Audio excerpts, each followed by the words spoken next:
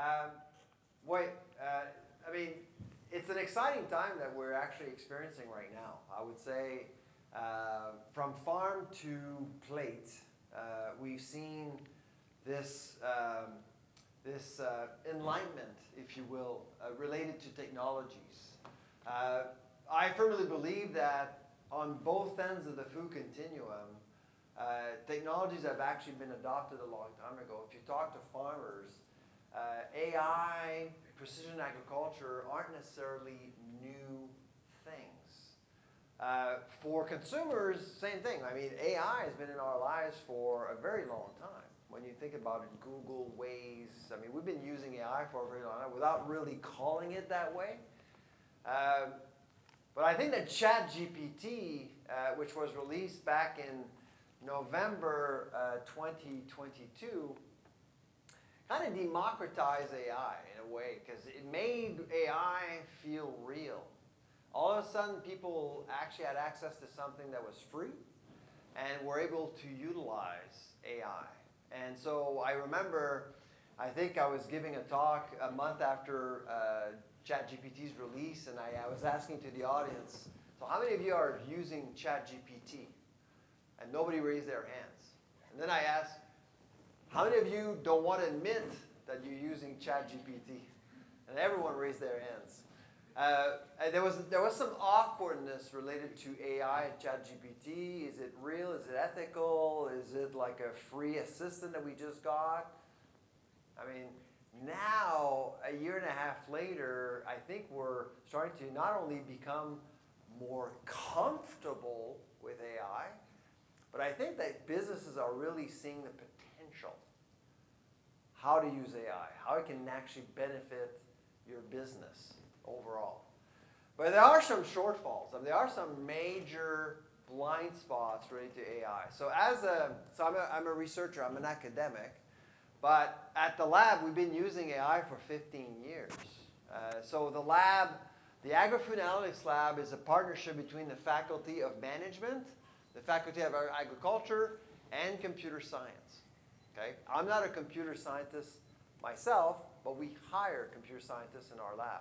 And they've been the one using machine learning to do the forecasting that we do. So if you read La Presse, my articles in La Presse, or for Post Media, most of the data will come from our team, essentially.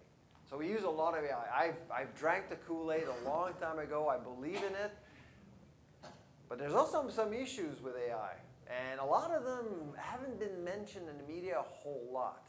So if you're in business right here in the audience and you're wondering, what can AI do for me? Well, there's lots of things AI can do. And it's not that sophisticated. It's just you need to understand what are the limitations to AI and what are some of the issues. We're humans, you know? Would you want to actually allow someone else or something else to make decisions for you? I don't think so, but it can complement your thought process. That's the key in AI, as far as I'm concerned. So Canada's Food Price Report, which is read by millions of people around the world, indexed by many governments. It's something we publish every year, and that's what we use machine learning and AI. Okay, it's a great partnership between us, Dalhousie, ABC, USask, and Guelph. And to be honest, after 15 years, I can say this. The biggest challenge in using AI has nothing to do with AI itself or the technology. It has everything to do with the data. Oh my God, the data. The data that we have in Canada is useless. Yeah. Anybody from Cette, Canada here? Good.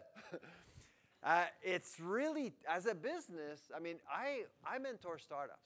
Like, I meet with startups all the time. I met with startups yesterday here at Ciel. And you sit down, and the first question I get, oh, Sylvain, what's going on with the market of microgreens? What's going on with the market related to vitamins? What's going on with produce? What's going on with, breakfast? What are the trends? And there's not, unless you have money to pay Nielsen IQ tons of money, you're clueless. It's tough. And that's why we created the lab many years ago, is to democratize data so you guys can actually have a better sense of what's going on in the marketplace. But what we learned with the food price report is that the data we get from StatScan is unreliable. We actually, you're going to laugh or maybe cry, but we actually use US data, all of it, to predict Canadian prices. Yeah, we're using US data to predict Canadian prices. Okay, so what we've learned is that the data we have in Canada is not necessarily reliable. When Statistics Canada tells you food inflation is 1.9%, just take it as it is. It's just an indicator, okay? That's just all it is. It doesn't mean that it's actually happening. It's just an indicator. That's important. The other thing that we've learned as we use AI the last 15 years is, well, I'm the lead author of the report. I sit down with all 4 campuses. So we actually have 4 meetings. So I meet with Dal, then I meet with Guelph, then I meet with USask, and then I meet with UBC. And they actually give me their forecasts. So independently, they come up with their own forecasts, and they tell me, Sylvain, restaurants are going to go up this, fruit is going to go up that. And guess what happens? I get 4 very different forecasts because they have a different approach, different database, etc. Okay? And all of the mechanisms related to their models are different too. So as a human being researcher, I have to figure out, okay, who's right? Who's wrong? And over the years, I've actually learned that when we publish a report, okay, sometimes I thought, well, Guelph is out to lunch. 6 months later, I realized they were right. So intuition is always a good thing in business, but it can be actually an enemy as well. But I always believe that AI is a good complement to human nature. You can't really get rid of human nature. You can't get rid of humans. It will complement. It will actually make you a better decision maker, or at least it will support some of the decisions that you have to make that are extremely difficult. If you are into forecasting already, you're going to know that forecasting is very difficult. We're the only ones in the country that actually forecast, and then a year later, we go back in time and assess ourselves. We're academics. We want to learn. We want to better our mechanisms, better our model. The Bank of Canada doesn't do that. Consulting firms don't do that. Banks don't do that because they're often wrong. Do you remember when the Bank of Canada told all Canadians 2.5 years ago, interest rates will not go up for the foreseeable future? Do you remember that? A lot of millennials are upset with that. 10 hikes in a row. You know? I mean, we're laughing now, but if you hold a mortgage of $200,000, amortized over 25 years with a variable rate, you're paying $8,000 more for the same roof you have over your head. So predictions, perceptions, forecasting, all these things are incredibly important, and they can actually break or make companies. So AI, I'm a believer, but you got to be extremely careful for 2 reasons: quality of data and human nature. Perceptions. Perceptions skew how we see things. Perceptions will skew how you see technologies as well. In the last 4 years in Canada, food prices have gone up 23%. That's a fact. You want to believe it? You don't want to believe it? It's your business. But we did ask, just out of curiosity, we asked 9,000 Canadians, how much do you think prices have gone up the last 4 years? The average, 78%. Perception, reality. That's what AI can actually do for you. It eliminates a lot of the noise created by perceptions and emotions. You go on social media, you believe that the price of bananas have gone up 20,000% over the last 5 years. And the price of freaking bananas is the same in the last 20 years. Same price. Maybe up 2-3%, that's it, in 20 years. So perceptions are really a huge problem for consumers and for decision makers. Because as a decision maker, as a business, you're hearing a lot of things. Is it true? Is it factual? Well, with AI, you can actually take some time, take a sit back and understand what the data is actually saying. That's our job as a lab, is to actually give a voice to the data. What has been incredibly frustrating the last 12 months is that we're out there telling people, you know, things are different. Right now, I can tell you right now that Statistics Canada, next week, they're coming up with their CPI. Food inflation will be south of 1.5%. I can tell you right now. And that's for the month of April. For the month of May, it's going to be even lower. We actually may get to a deflation situation by the end of this year. So as a decision maker, looking at innovation, you got to know that. Like you understand where the puck is going 2 years ahead. That's what it takes for businesses on the 5th floor here and on the 2nd floor, this building. Right now, you need to know how much money people will want to spend. Let me rephrase that. How much money people will be able to spend. Trading down markets are disastrous for groceries. Every time I hear, well, groceries are recession-proof. No. People buy differently. The CBC last night actually had a feature on dollar stores.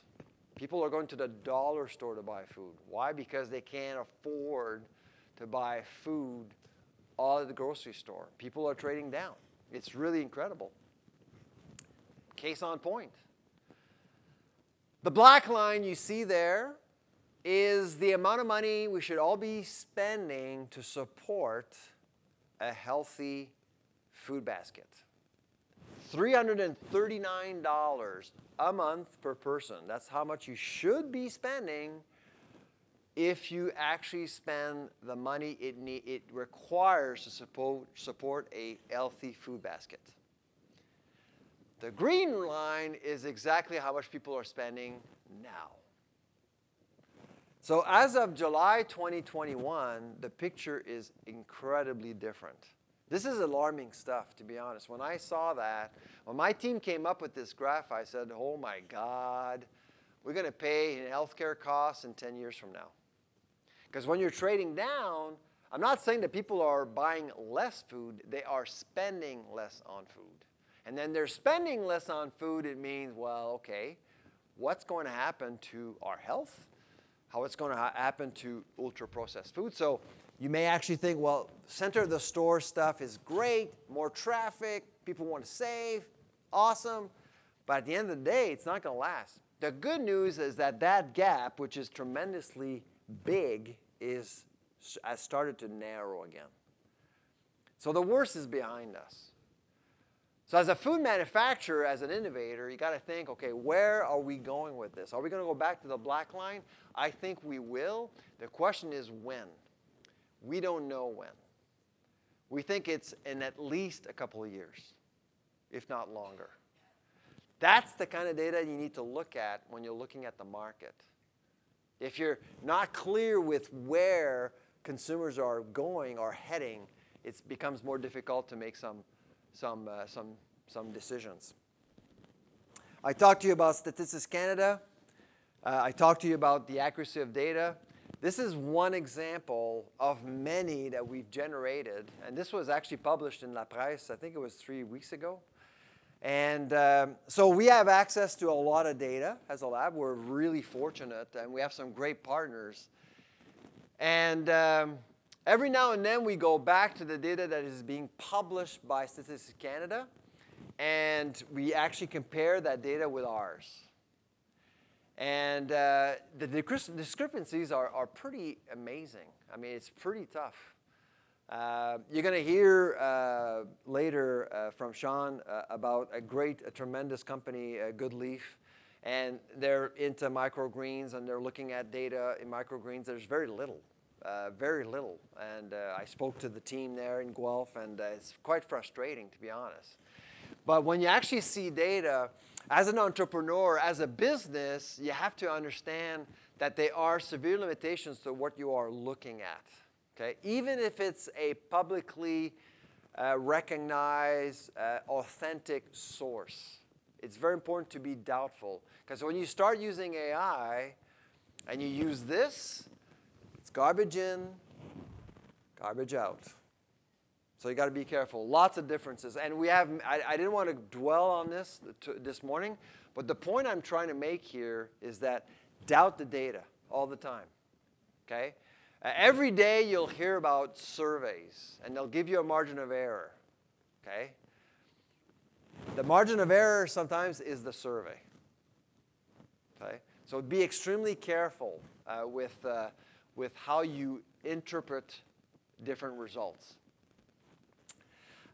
When it comes to AI in general, again, I'm quite optimistic, but some of the stuff that I've seen out in the field has been pretty amazing.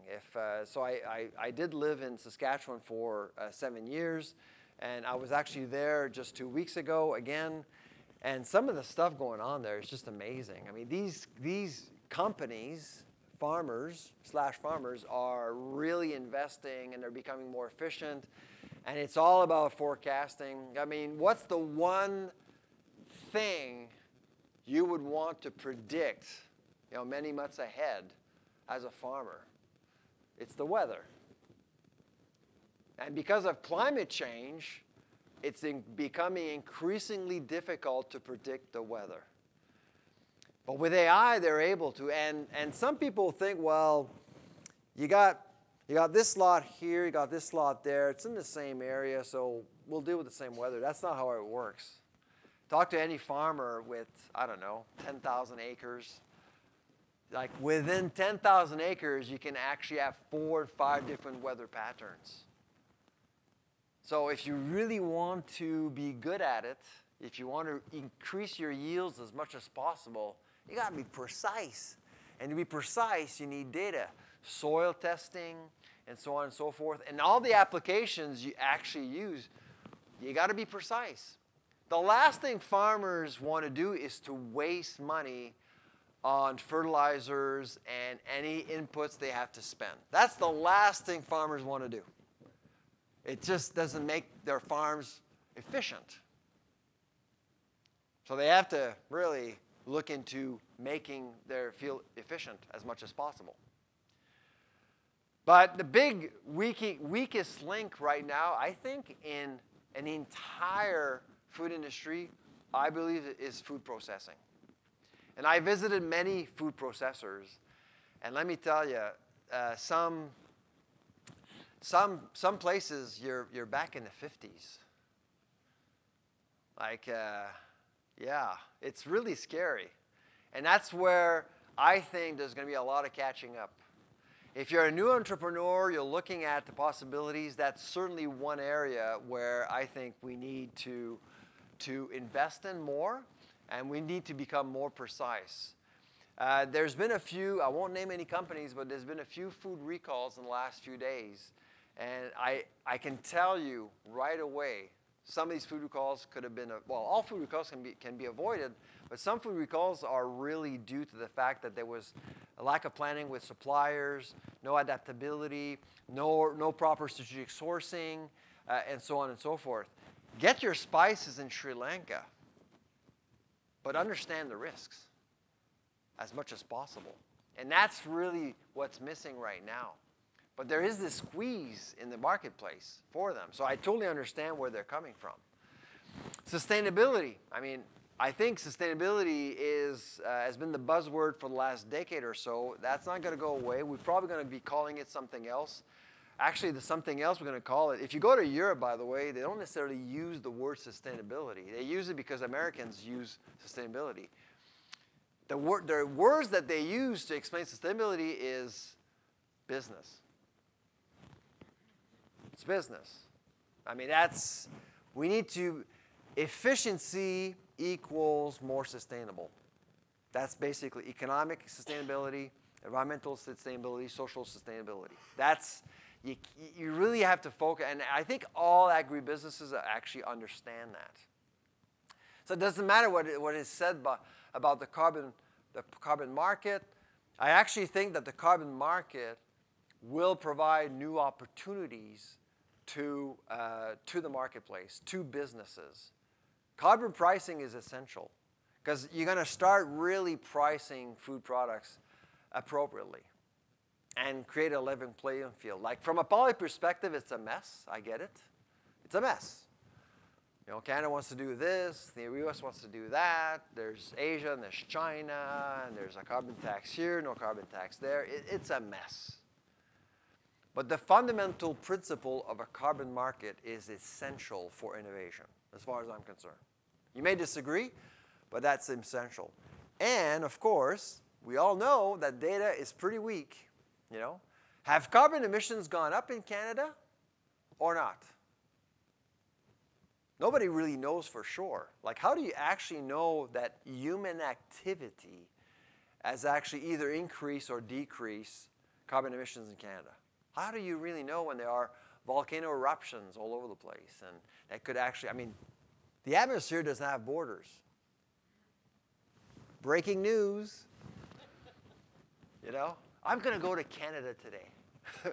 I'm a CO particle. I'm going to go to Canada today. That doesn't work. Climate doesn't work that way. So there's a lot of politicization of the issue. But the bottom line, if you want to make money in the food industry, you got to really think about the environment in a sustainable way. And like I said, I mean, we're looking at many companies rethinking about their global supply chain.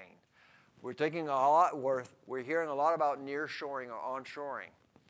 And again, I don't want to shine too much light on your business, Sean, but I think you're a good example of what we're talking about right now. I mean, basically growing greens in Canada, in different regions, local, with great genetics, good research, a reduced carbon footprint, and so on and so forth. I mean, that's what's driving Sean's business, Goodleaf, really, by thinking about the environment as much as possible.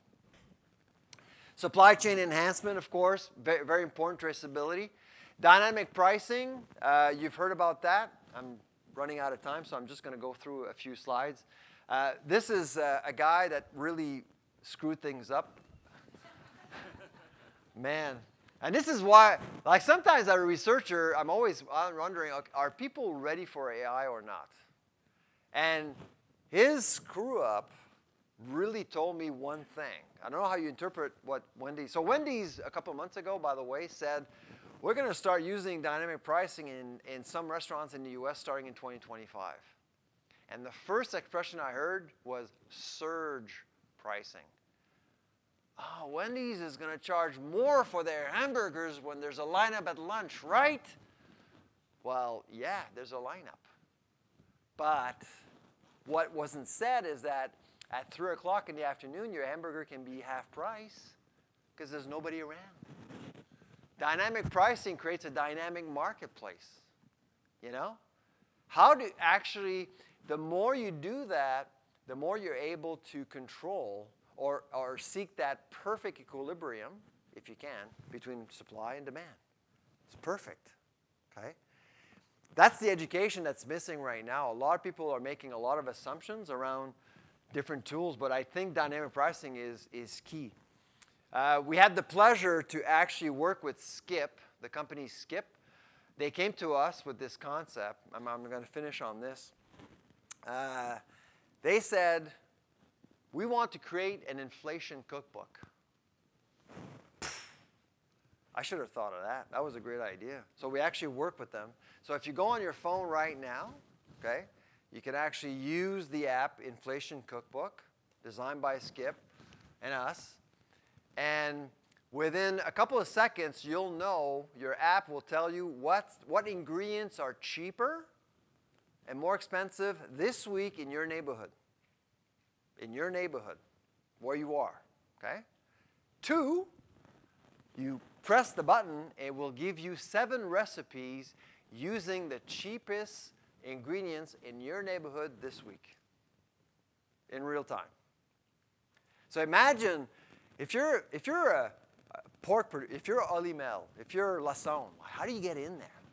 So there's going to be that going on for a while. On the other side, you'll see consumers who are going to be looking for information. There's going to be a lot going on. There's going to be a lot of information bombarded at consumers. You know, you want a pizza at 11 at night. What's the cheapest pizza right now? What can I order? Okay? That data, that information will be influenced by a bunch of algorithms and companies. So there's going to be a lot of filtering going on. That really exchange, that dynamic pricing, dynamic market, to me is quite exciting. It can open up a bunch of new opportunities for entrepreneurs who want a shot at the market as much as possible. And that's what AI will do for us. It will provide us with a dynamic environment. It's been happening in Asia, in Europe. It's starting here. And I hope it will continue to grow. And I have about 10 seconds left. That's enough time for me to say thank you for your attention. Have a good day.